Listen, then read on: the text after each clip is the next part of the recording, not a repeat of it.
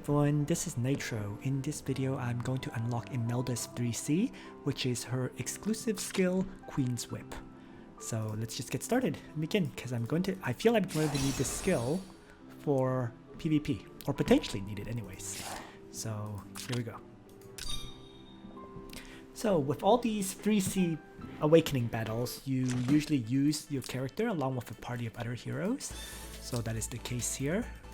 And interesting, you're just facing off against Liana with Prayer, Gospel, and okay, this should be pretty straightforward, I think.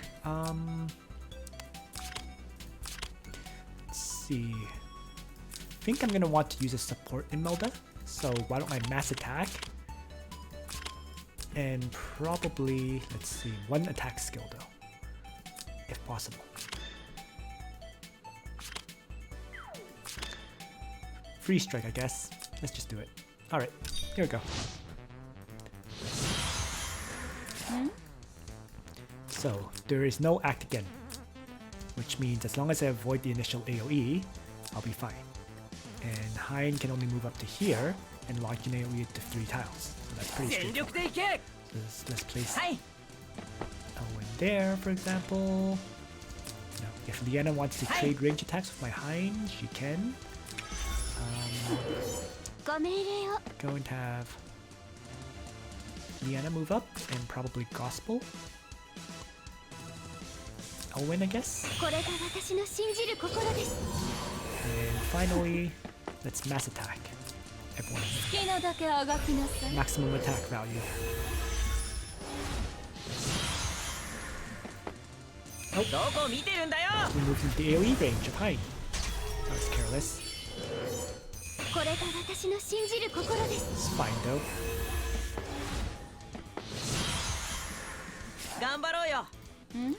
So why don't I start with the Imelda launching a free strike on Elwyn. And then buffing up. And next, let's have Hein. Also single target strike down Elwyn.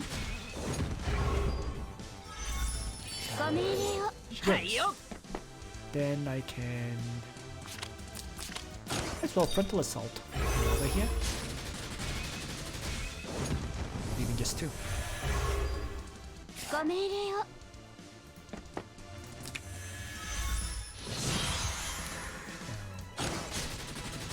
One attack from Hein on my Elwyn. And then a second attack, which takes out Elwyn, which is fine. That's pretty much expected.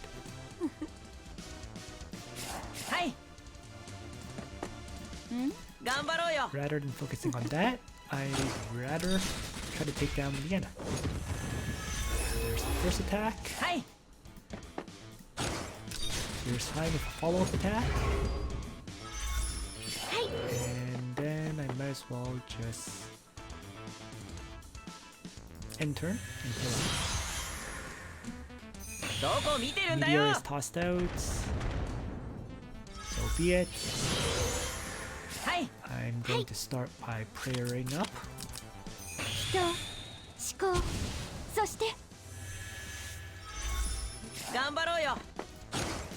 Hein begins to strike.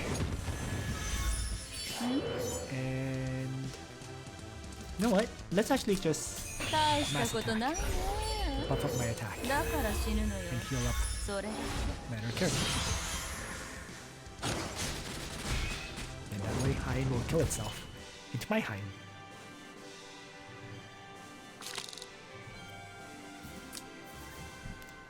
So there you go. Nice and easy. So 3C skill unlocked. And to fit the skill in, I imagine I'm going to probably bring Queen's Whip, right? Free strike, and then the last skill is probably regrowth, but you could always rotate it for something else like Dispel, Mass Attack, Mass Seal, your choice, right? Also, the 1-point skill doesn't have to be free strike, you can also bring Regenerate instead. So there are options here. You know, the 2-point skills, all the 2-point skills of Imelda are actually pretty decent. So it'll depend on what you need for a specific fight. For now, I'll just bring this. You know, I'm actually not sure regrowth is the best choice, frankly, right? Because you know, these AoEs may be useful. Dispel is certainly useful, right? And similarly, Restrike versus Regenerate, there's a big difference too there. So in any case though, this is my current setup for Imelda. And in terms of gear, I currently have a clock set on her. This is not really ideal yet. I think the ideal set for Imelda is actually a clocks set with that can increase the buff time by 1, right? Queen's Whip. So you're going to want the Juggler plushie or teddy bear with a clocks enchant, right? Gorgeous Red, clocks enchant, everything else clocks enchant. I don't think Miracle Staff is the best option for her either. It's just I don't really have any other good clocks. Oh wait, here's one, but the enchant is garbage. So I need a better. Well, for now I can equip this and look at improving it, right? Improving this enchant. So I'll roll for a better enchant on this to get higher int, and I'll probably roll with 6%. I'm gonna have to roll pretty much all of these, I imagine, to get a decent int roll.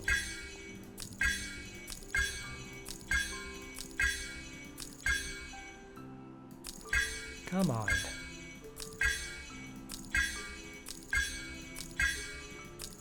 But yes, this is not perfect gear for her yet. You can see that I'm still trying to get a proper set built for my Imelda if I'm the user for PvP. And the reason for clocks was actually told to me by oh, perfect! 14% with 5 int. And on my very last amount of gold too. So there we go.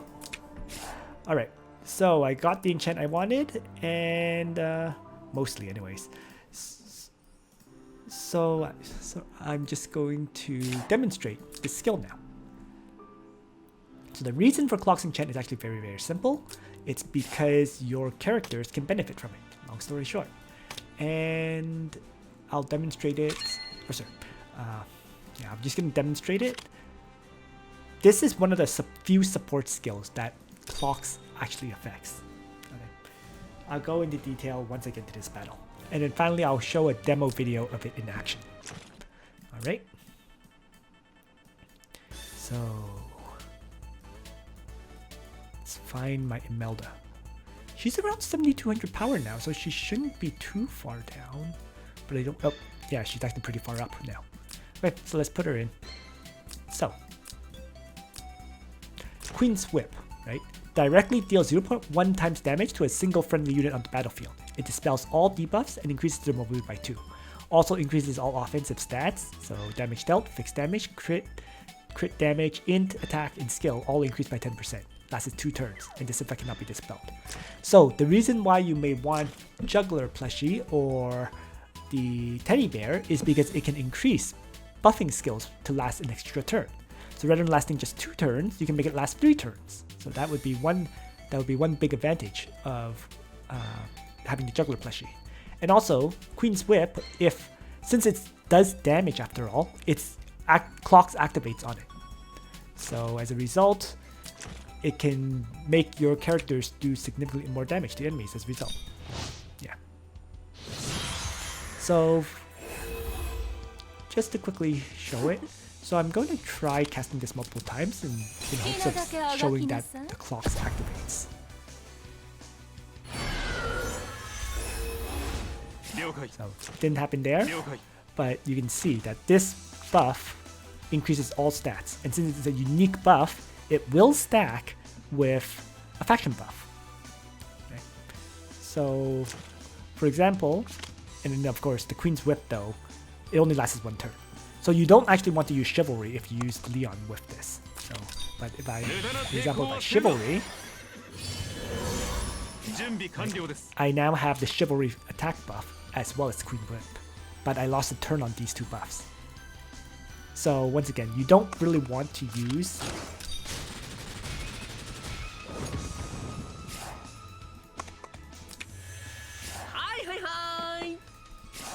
Chivalry in this kind of situation because it's killing a turn on the buff.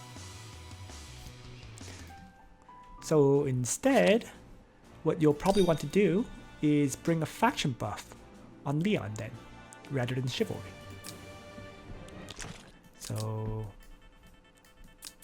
let's see.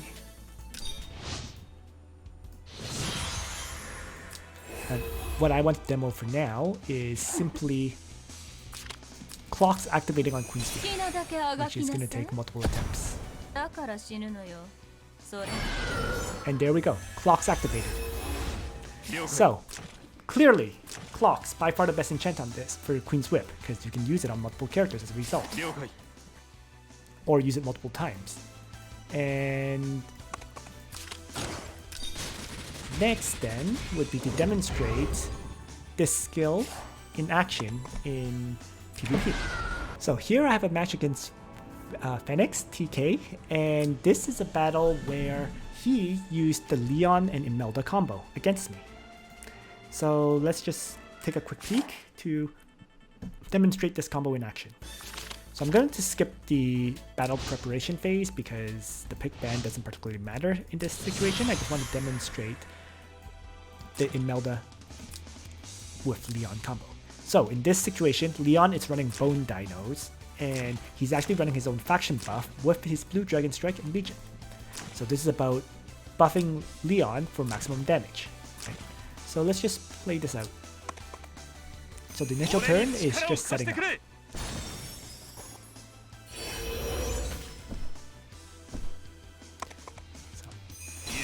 So, forward as usual, you know, the normal kind of situation. This is where Leon charges up and uses his faction buff. And now we can see he has 1607 attack. The Bone Dinos have an amazing 1406 as well. Okay. So he's continuing to buff. Diglett uses Sea of Miracles now. And then Imelda tosses out the 3C Queen's Whip on Leon. So Leon takes some damage this way, but he's now fully buffed. So what he has right now is the faction buff, and the faction buff also allows his own faction buff allows him to do an additional 15% damage. Right? He has Hand of Tyr or Fury of Tyr, which gives him another 10% skill damage. He has damage dealt plus 15%. This was from Diglett using Sea of Miracles. And is there anything else on him? And of course, Queen's Whip. So, you know, all stats increased by 10%, mobility plus 2. So in total, his stats have been significantly buffed due to all of this. So we're looking at, what is this? 10% damage, 15%, so that's 25, 25 plus another 10, 35%, 35 plus another 15, so this is 50% increased damage. This is without, of course, the Queen's Gauntlet for another 20%, so theoretically he would have 70% increased damage, but in this case he has 50% increased damage for his Blue Dragon Strike. So, with that 50% increased damage, and Bone Dinos and all this good stuff, Leon comes charging in with Blue Dragon Strike and actually one-shots my Landius.